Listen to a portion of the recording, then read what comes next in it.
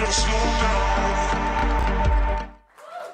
back to FNATIC Live here at the FNATIC Bunker, where I'm joined by Finley, Nico and Patrick. Now, Nico is the coach of the LoL squad. Obviously, we've already met Patrick earlier. And you, my friend, well, you've got a big involvement as well as the team manager.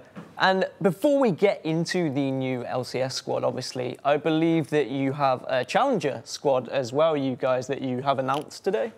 That's true, yeah. I think Nico can probably talk a bit about that. Yeah, so obviously we've been talking a lot about our 10-man roster project, where we wanted to have viable backups for our main squad in case either stuff happens or in case we weren't happy with the performance or the attitude or anything like this with our main squad. So what we ended up doing was creating another team, actually, and they're going to try and qualify to Challenge Series, which we have strong faith they will actually do. And we've put on a coach to them, Kubz. And should we say the names? Yeah, so you just list off the roster, I guess. Yeah, so previous FNATIC players that are staying with us and going through this project is Kubz and Kai. We have a lot of faith in both of them, and they're sort of be captaining this project together. Well, Kubz is a LCS champion, right, with G2, so. Yeah. I mean, that's pretty big accolade. Exactly. Yeah.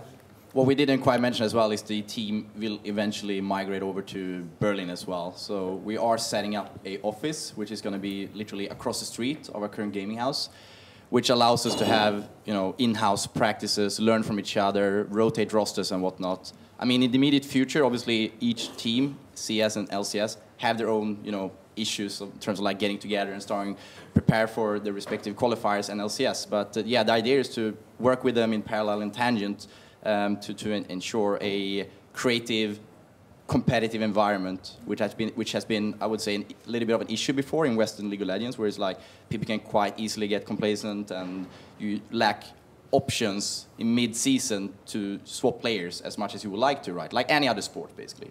So yeah, that's basically one of the reasonings we're doing this. So even in our trial process for the last month or so, we've been basically scrimming the potential challenger players with the potential main players, you know, and then we get a very good idea of who is better and who deserves on the main roster, who deserves to be on the challenger roster, who's really good, who we want to keep, this kind of thing. And from that already, we've already seen that the challenger roster is already really good because they've been playing against the LCS players for like a month already. So I think in practice already the CS team is beating some top tier teams, and they've only been around for like a month, right? But to list off the full roster, it's Kubz, Broxer, Niski, Mr. Morales, and Clyde. So it's a pretty solid roster, I would say. Yeah, like in the end, creating two competitive rosters creates a lot of interesting opportunities for the team, as we're gonna have all 10 players plus their coach in Berlin with us. And I just want to say that's the challenger roster, right? Yeah, it's the challenger roster. But it creates a lot of interesting opportunities in the fact that we can actually do more in-houses. Like we can create our own environment of practice where no other teams get access to it, and we can actually test out more strategies, try to find ourselves more for both teams and push each other. Exactly. And just to touch on that, they have their own coach as well, who is Kubz, who worked with the Cloud9 challenger roster, right, who just made it to LCS. So he's going to bring a lot of knowledge about their run and what they did to get LCS. They had a very similar roster in the fact they had a lot of veterans and a lot of star players. So we're really hoping he's going to sort of bring the same sort of thing to our challenger team. Okay, so moving away from the Challenger squad and to the reason why half the people are tuning in today, the actual LCS squad. Obviously, Reckless is the main player. He's the normal player that's on the squad, and you've built that around him. How much did you work with him when you were building this squad? I mean, to either Nico or yourself. So I think as soon as we failed the gauntlet run, like this is 3 months ago or something like this, we already started thinking about rosters. We already started planning meetings we were going to have. We already, on the day we lost the gauntlet, had people in mind for both rosters in the project we wanted to do towards next year. And obviously we've been bouncing a lot of ideas off of Reckless, and he's been a part of the trialing process the whole run. Like, we've never looked at any other options. We were very committed to staying with Reckless, and yeah, I think this time around, we've actually spent a lot of time on building the roster. And yeah, we've had a lot of time, you know, and so has Martin has been a big part of the process. So all in all, we're really happy with the team that we have here. What would you say, Nico, your personal goals are for the next year? Like, what do you want the team to really achieve? Like, good international performance, I would say. Like, more than just performing in Europe. Like, for me, it doesn't matter if, in the end, in summer split, if we're the first or second or third seed going into Worlds, but it just matters that we get there and we can have a good performance. It's the same with if there's other opportunities to go to international events, whether it's an IEM, whether it's MSI, whether it's new stuff that I might come up with. I want to go to the international events, and all of the players feel the same about this. It's more about fighting the other regions and having international exposure than fighting within Europe. But obviously we want to do well in Europe as well. It's just given in a way. Patrick, just another thing to add here, right? So we spoke about 10-man roster, which is one of the differences going in between 2016 and 2017. Another thing is that we are contracting the new players of ours on multi-year contracts.